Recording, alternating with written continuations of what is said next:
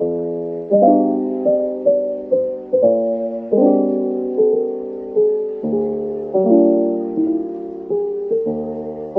itu sistem penginderaan? Sistem indera adalah organ-organ akhir yang dikhususkan untuk menerima jenis rangsangan tertentu. Serabut saraf yang melayaninya merupakan alat perantara yang membawa kesan rasa atau sensory impression dari organ indera menuju otak, tempat perasaan ditafsirkan. Macam-macam sistem penginderaan ada 5, yaitu indera penglihatan, pendengaran, penciuman, pengecapan, dan peraba. Struktur anatomi. Mata disusun dari bercak sensitif cahaya primitif. Bola mata terbenam dalam korpus adiposum orbita, namun terpisah dari selubung fasia bola mata. Bola mata terdiri atas 3 lapisan.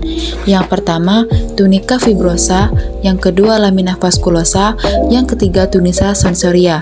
Isi bola mata adalah media refraksi yang terdiri dari aqueous humor, corpus vitreus, dan lensa atau kapsul elastis, epitel kuboid, dan serat-serat lensa. Fisiologi penglihatan. Mata adalah organ sensori kompleks yang mempunyai fungsi optikal untuk melihat dan saraf untuk transduksi bentuk sinar. Prinsip optik. Jumlah dioptrik atau pembiasan cahaya merupakan kebalikan jarak fokus utama dalam meter. Kemudian pembiasan cahaya.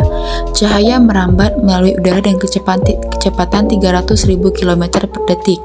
Adapun penerapan prinsip pembiasan lensa konveks, lensa konkav, lensa silindris, dan kombinasi dua lensa silindris.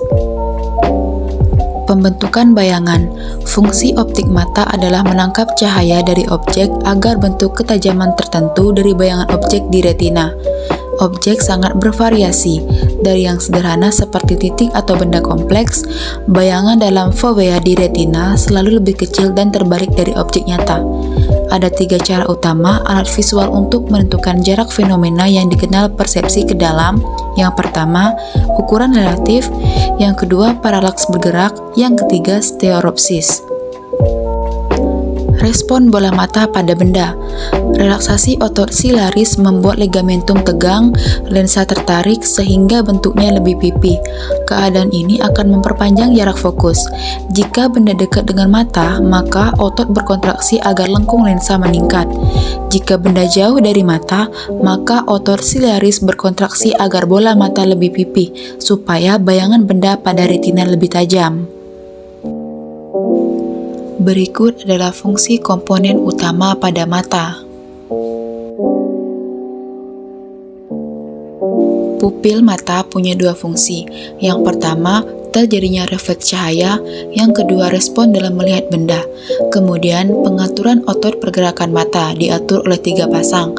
Yang pertama, M rectus lateralis. Yang kedua, M rectus superior dan inferior. Yang ketiga, M obliquus superior dan inferior. Kemudian untuk mekanisme fotoreseptor pada mata, yang pertama respons listrik sel retina, yang kedua dasar ion potensial, yang ketiga senyawa fotosensitif, yang keempat rhodopsin. Lalu untuk gangguan penglihatan pada mata, contohnya adalah 2. Yang pertama strabismus atau juling, yang kedua buta senja atau nyctalopia. Pendengaran merupakan indera mekanoreseptor karena memberikan respon terhadap getaran mekanik gelombang suara yang terdapat di udara. Telinga dibagi menjadi 3 bagian. Yang pertama, telinga luar atau auricula dan meatus acoustus eksternal. Yang kedua, telinga tengah atau cavum tympani atau membran timpani, ossicula auditus, tuba auditiva, antrum mastoideum, dan cellulae mastoidea. Yang ketiga, telinga dalam atau labyrinthus atau labyrinthus osseus dan labyrinthus membranosus, ductus semicirculis, ductus coeuralis, organ corti, dan ganglion spiralal. Berikut adalah fungsi komponen utama pada telinga.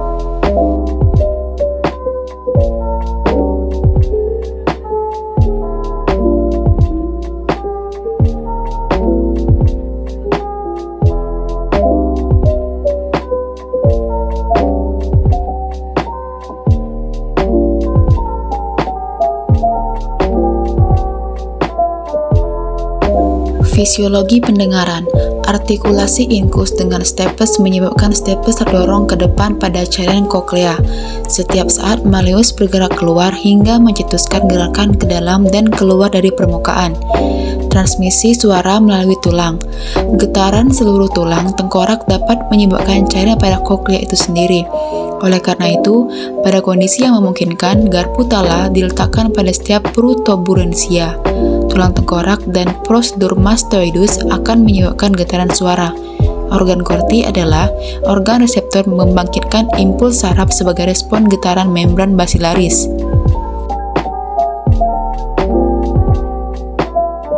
Struktur indera penciuman. Indera penciuman merupakan alat visera yang erat hubungannya dengan gastrointestinalis. Keluaran olfaktori dari bulbus ke otak punya target. Yang pertama, korteks olfaktori primer dan area asosiasi olfaktori. Yang kedua, sistem limbik atau amigdala dan septum. Yang ketiga, pusat hipotalamik. Dan yang keempat, formasio retikular, suatu pengatur atensi dan terjaga. Kemudian untuk fisiologi penciuman, manusia dapat membedakan antara 2000 sampai 4000 bau yang berbeda. Tetapi, bau berbeda menghasilkan pola ruang berbeda dari peningkatan aktivitas metabolik di dalam bulbus olfaktori. Bau khusus tergantung pada pola ruang perangsang reseptor di dalam membran mukosa olfaktorius. Bau juga menghasilkan peningkatan aktivitas metabolik berbeda di dalam korteks olfaktorius. Pengecapan merupakan fungsi puting kecap pada mulut. Berdasarkan penyelidikan, paling sedikit terdapat 4 kesan pengecapan primer. Yang pertama asin, yang kedua asam, yang ketiga manis, dan yang keempat pahit. Struktur indah pengecapan. Pada manusia, tunas pengecap terletak dalam mukosa epiglotis, palatum, faring, dan di dalam dinding papilla fungiformis dan papilla palatellida. Rasa primer manis dirasakan di ujung lidah. Bagian anterolateral sensitif terhadap rasa asin, bagian posterolateral untuk asin, dan pangkal lidah untuk rasa pahit. Fisiologi pengecapan. Pengecapan merupakan keadaan umum yang berperan pada persepsi makanan melalui deteksi oleh indera pengecap dalam rongga mulut dan adanya elemen-elemen dalam makanan yang merangsang ujung-ujung saraf yang sangat berperan pada pengecapan. Indera peraba menanggapi rangsang berupa panas, dingin, tekanan, sentuhan, dan rasa nyeri. Reseptor di kulit yang menerima kelima rangsang tersebut disebut turgoreseptor. Macam-macam turgoreseptor. Turgoreseptor dalam kulit ada bermacam-macam, yaitu yang pertama, corpuscula pacini, yang kedua, ujung saraf sekeliling rambut, yang ketiga, corpuscula ruffini, yang keempat, ujung saraf Krause, yang kelima, corpuscula Meissner, yang keenam, ujung saraf tanpa selaput, dan yang terakhir, lempeng Merker. Reseptor-reseptor ini terdapat di dermis kulit. Kemudian untuk bagian-bagian kulit. Kulit merupakan indera peraba manusia. Kulit terdiri atas epidermis dan dermis. Epidermis ialah lapisan luar yang terdiri atas lapisan sel yang disusun sangat rapat jaringan epitel. Sedangkan dermis ialah lapisan di bawah epidermis yang terdiri atas sel yang longgar dan letaknya agak berjauhan dari satu sel ke sel lainnya. Lapisan kulit terdiri atas epidermis dan dermis. Yang pertama, epidermis terdiri atas bagian-bagian berikut. Yang pertama, lapisan kulit ari dan lapisan Malpighi.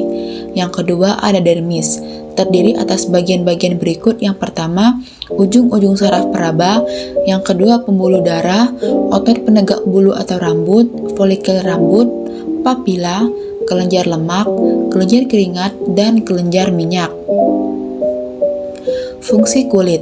Pada kulit terdapat reseptor yang sangat sensitif terhadap rangsangan raba, tekanan panas, dingin, dan nyeri.